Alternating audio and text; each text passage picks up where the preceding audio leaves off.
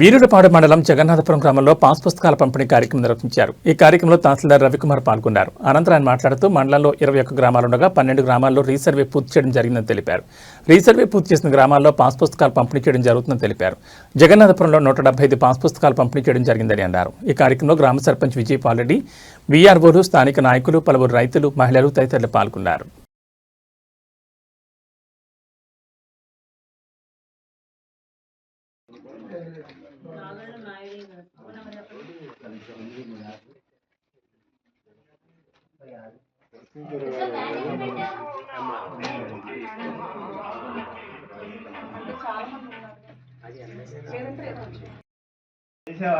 Proceeding తీసుకోవటమే మనం.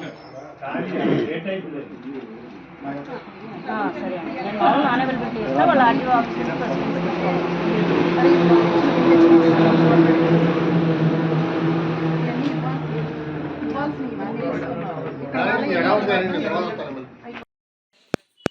అందరికీ నమస్కారం.